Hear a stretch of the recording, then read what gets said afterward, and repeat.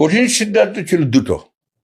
একটা ছিল যে আপনার 2018 সাল নির্বাচনে যাওয়ার বিষয়ে আপনার এই সিদ্ধান্তটা গ্রহণ করা, এটা আমার ছিল না, এটা আমরা ম্যাডামের সঙ্গে আলাপ করে আমাদের পুরো যৌথ সিদ্ধান্ত ছিল এটা। আর দ্বিতীয়ত 24 নির্বাচনে না যাওয়া, কারণ আমরা নির্বাচনমুখী দল, কিন্তু আন্দোলন যেহেতু আমরা আছি, আমরা আন্দোলনে আমাদের প্রচন্ড রকমের ক্ষতি হয়েছে। আমার মনে হয় না যে পৃথিবীতে কোনো লিবারেল ডেমোক্রেটিক পার্টি এতটা সাফার করেছে, যার 60 লক্ষ মানুষের বিরুদ্ধে মিথ্যা মামলা, যার 20,000 মানুষকে হত্যা করা হয়েছে, যার প্রায় 1700 মানুষকে আপনার গুম করে ফেলা হয়েছে।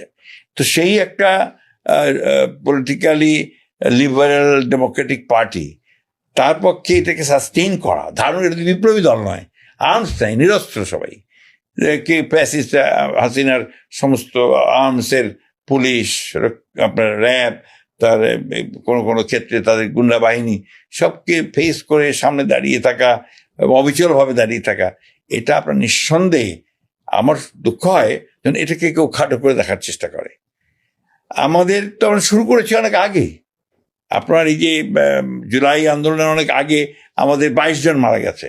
আমাদের ছিল আপনার সেটা অক্টোবরেও তো আপনার বেশ, আমি বলি আপনার যে দ্রব্যমূল্য বৃদ্ধির বিরুদ্ধে আন্দোলন করছিলাম আমরা, প্রথম ভোলাতে আমাদের শাওন সহ 2 জন মারা যায় পুলিশের গলিতে, নুরে আলম, এরপরে আপনার নারায়ণগঞ্জে, মুন্সিগঞ্জে 22 জন মারা গেছে এই আন্দোলনে।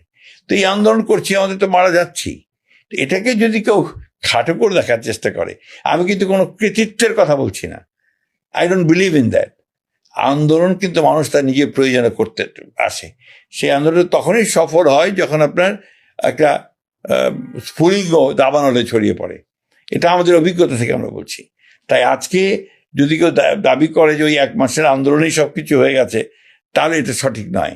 এটা 15 বছরের একটা আন্দোলন, ত্যাগ শিকার, নির্যাতন, নিপীড়ন, সবকিছু মিলিয়ে কিন্তু আন্দোলনটা হয়েছে।